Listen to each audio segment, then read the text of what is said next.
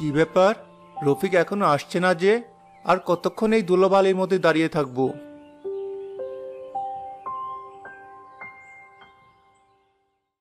তুমি কে ভাই? তোমাকে আগে কখনো এই গ্রামে দেখেছি বলে তো মনে হয় না।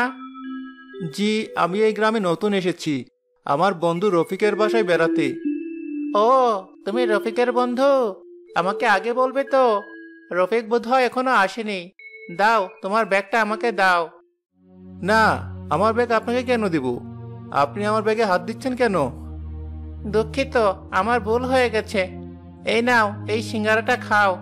অনেক পথ পাড়ি দিয়ে এসেছো, ক্ষুধা পেয়েছে নিশ্চয়ই। অপরিচিতদের দেওয়া কোনো কিছুই খাই না আমি। আপনার মতো লোকদের চেনা আছে, ব্যাগ নিতে সুবিধা করতে পারেননি বলে এখন এসে উল্টাপাল্টা খাওয়াতে চাইছেন আমাকে। কিন্তু বাবা, আমি তো। তপন, কি হয়েছে? কখন এসেছিস তুই? আর এমন রাগারাগি করছিস কেন? আরে দেখ না, তুই আসতে দেরি করছিস বলে এই লোকটা সেই কখন থেকে তার কুমতলব নিয়ে আমার সাথে কথা বলেই যাচ্ছে। আরে, এটা তো করিম চাচা, আমাদের গ্রামেরই অনেক ভালো লোক। তার আবার কি কুমতলব থাকবে? তুই আমার বন্ধু, একথা জানার পর হয়তো তোকে সাহায্য করতে চেয়েছিল। হ্যাঁ, সেটাই তো। তোমার বন্ধুকে কিছু বুঝিয়ে বলার আগেই তো আমাকে দোষী বানিয়ে দিল। ওহ, আসলে শহরে এমন কুমতলবওয়ালা লোকের অভাব নেই তো, তাই আর কি ভুল বুঝেছিলাম আমি। এটাই হচ্ছে তোর শহর আর আমার গ্রামের পার্থক্য। শহরের মানুষরা নিজেদের স্বার্থ ছাড়া আর কারোর দিকে তাকিয়েও দেখে না, আর গ্রামের মানুষরা অচেনা কাউকে দেখলেও তাদেরকে আপন বলে নিজেদের কাছে টেনে নেয়, সাহায্য করে। হয়েছে হয়েছে, তোর এসব বুলি শুনেই তো শহর থেকে তোর গ্রামে বেড়াতে এলাম। তোর সব কথা কতটুকু সত্যি তা নিশ্চয়ই দেখার জন্য।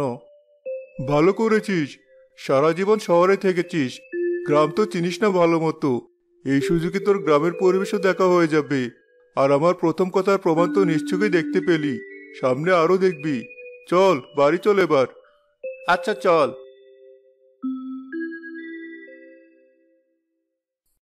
তোরা চলে এসেছিস? তপন বাবা, ভালো আছো তো? যা বাবা, তপনকে নিয়ে হাত মুখ ধুয়ে ঘরে আয়, আমি তোদেরকে খাবার দিচ্ছি। আচ্ছা, এই তপন চল।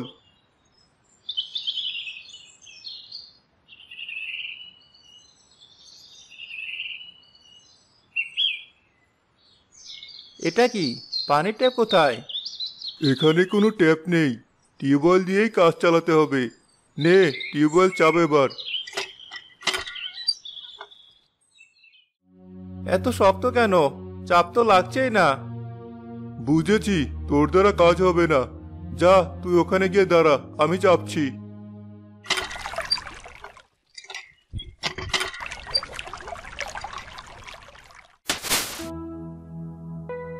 এত গরমের মধ্যে টিউবওয়েলের পানি এত ঠান্ডা কিভাবে?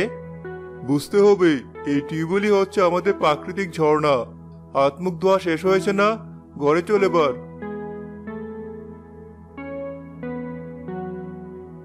তোদের ঘরে এত গরম কেন? এসিটা চালু করতো। গ্রামের ঘরে আবার এসি? দাঁড়া, ফ্যান ছাড়ছি। এত গরমে এই ঘরে ফ্যানের বাতাসে কোনো কাজ হচ্ছে না। আমি তোমাকে হাত পাখা দিয়ে বাতাস করছি বাবা, তোমাদের জন্য ভাত তরকারি এনেছি, তোমরা খেয়ে নাও। না চাচি, আপনি খামোকা কেন কষ্ট করবেন? আপনিও আমাদের সাথে খেতে বসুন, এটুকু গরম আমি মানিয়ে নিতে পারবো। মা কিন্তু অনেক ভালো রাঁধে, একবার খেলে আর এর স্বাদ বলতে পারবি না।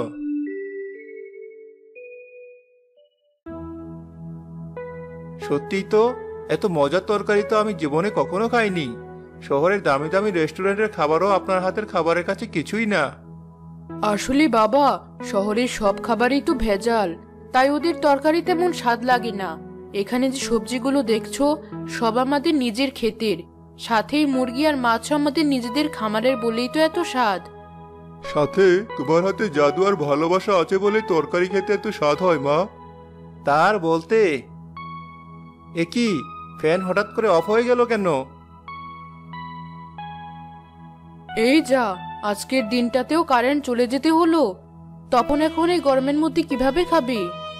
প্রতিদিনই এমন লোডশেডিং হয় নাকি? একে তো এসি নেই, তার উপর আবার লোডশেডিংও। তোরা এত গরমের মধ্যে কিভাবে থাকিস? তোকে দেখাচ্ছি কিভাবে থাকি, তুই তাড়াতাড়ি খেয়ে উঠ আগে। আমি তোমাকে হাত পাখা দিয়ে বাতাস দিচ্ছি বাবা, তুমি একটু কষ্ট করে খেয়ে নাও।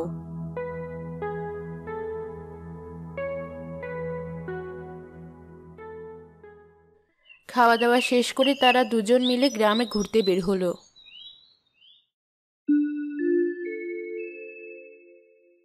এখানে এত গাছপালা কোথা থেকে এলো? সাথে কি ঠান্ডা বাতাস বইছে? এটা তো আর শহর না, তাই গাছপালারও অভাব নেই, সাথে ঠান্ডা বাতাসেরও। কারেন্ট না থাকলে সবাই এখানে এসেই বসে থাকে।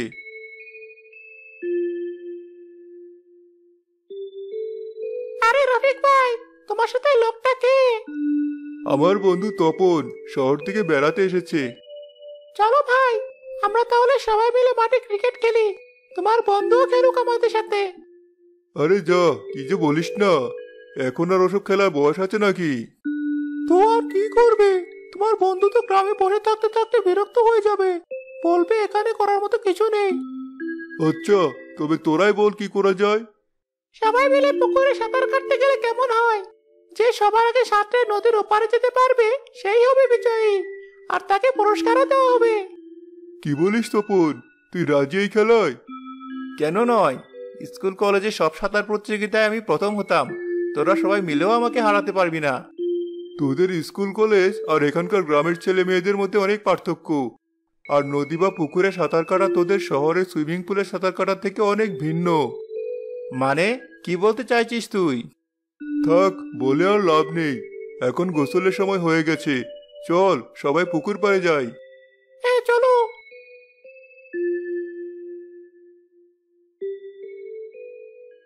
আমরা সবাই পুকুর পাড়ে চলে এসেছি, এখন সবাই তৈরি তো? ঠিক আছে, 1 2 3।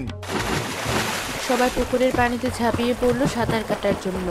তপনের জামা পানিতে পড়ে থাকা একটা গাছের ডালের সাথে আটকে পড়লো, সেটা ছাড়াতে গিয়ে সে পিছে পড়লো। এটা কিন্তু একদম ঠিক নয়, গাছের ডালটা সরিয়ে তারপর প্রতিযোগিতায় নামা উচিত ছিল আমাদের। আরে ভাই, এভাবেই তো খেলার আসল মজা। ওই দেখুন, রফিক ভাই কিভাবে কোনো কিছুর পরোয়া না করে সাঁতরে চলছে। আপনি একদম লাট্টু পুট্টু না হতে চাইলে গতি বাড়ান নিজের। আমি চললাম। এই ছেলে দাঁড়া বলছি।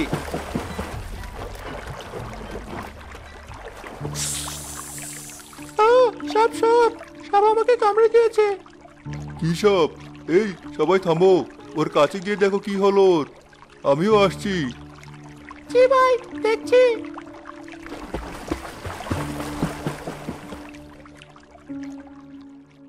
দেখি কোথায় কামড়েছে সাপ।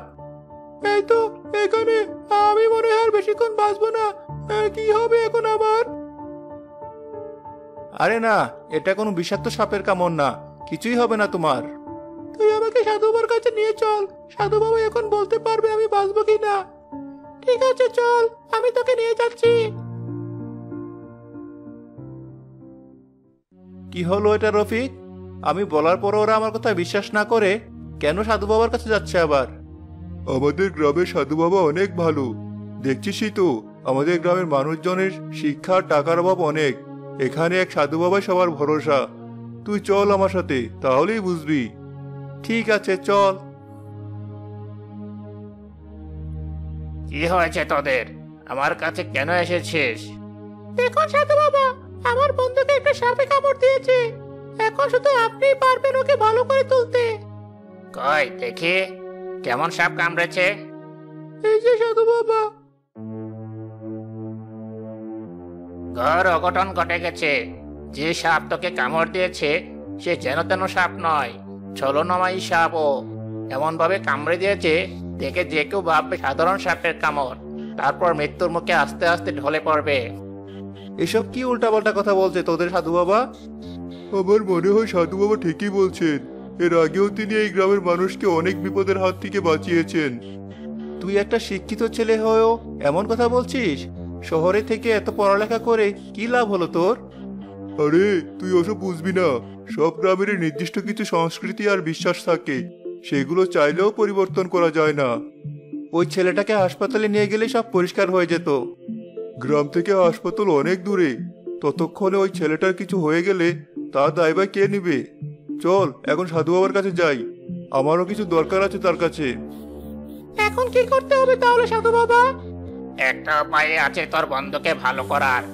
অমৃত গাছের পাতার রস খেতে হবে ওকে, তবেই ও ভালো হবে। কিন্তু কিন্তু কি সাধু বাবা? সেই অমৃত গাছের রস অনেক দামি, তুই নিতে পারবি না। পারবো সাধু বাবা, আমার শেষ ছাগলটা বিক্রি করে হলেও আপনার টাকা শোধ করবো আমি, তবু আমাকে ওষুধটা দিন। ঠিক আছে, এই নে। অনেক ধন্যবাদ আপনাকে। নে, খেয়ে নে এবার।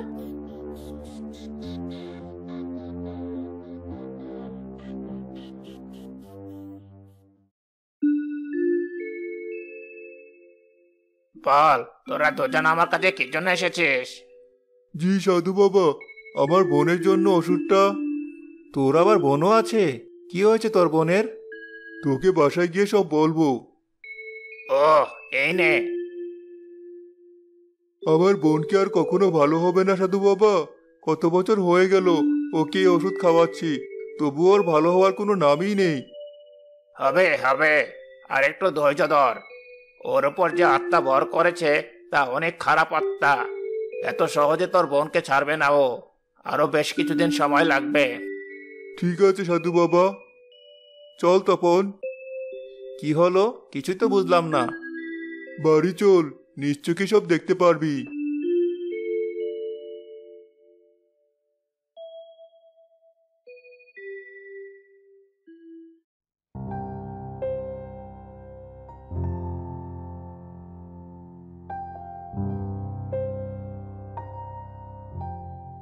ও আমার ছোট বোন, 2 বছর ধরে ওর এই অবস্থা।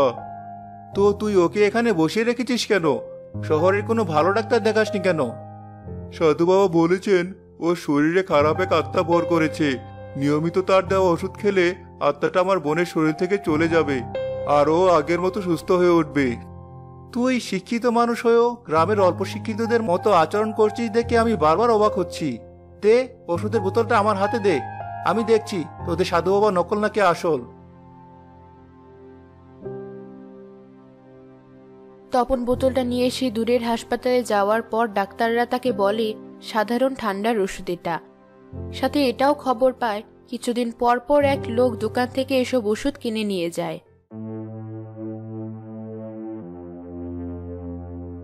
এনেছিস ওষুধগুলো?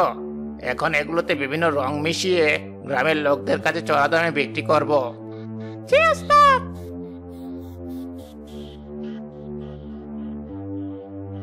আপনি আমাদের বিশ্বাস নিয়ে এভাবে খেলতে পারলেন বাবা?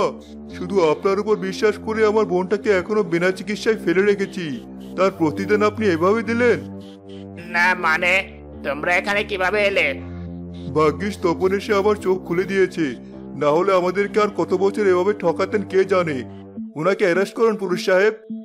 না, আমাকে ছেড়ে দাও। আমাকে ধরলে তোমাদের অনেক বড় ক্ষতি হয়ে যাবে কিন্তু। তপন, তোকে অনেক ধন্যবাদ এই সত্যিটা আমার সামনে আনার জন্য। তোকে শুধু আমি শহরে থাকার খারাপ দিকগুলো বলি, কিন্তু তুই আমাকে নিজ হাতে ভালো দিকটাও দেখালি। আমিও তোদের গ্রামে থেকে গ্রামের মানুষের নিরিবিলি প্রকৃতির মাঝে বেড়ে ওঠা দেখেছি, আর পেয়েছি তাদের নিঃস্বার্থ ভালোবাসা। আমিও তোর প্রতি কৃতজ্ঞ। আমি এবার আমার বোনকে তোর কথা মতো শহরের বড় ডাক্তার দেখাবো, আশা করছি ও সুস্থ হয়ে যাবে। চল এবার বাড়ি ফিরে মার হাতের মজার রান্না খাওয়ার পালা। হ্যাঁ চল।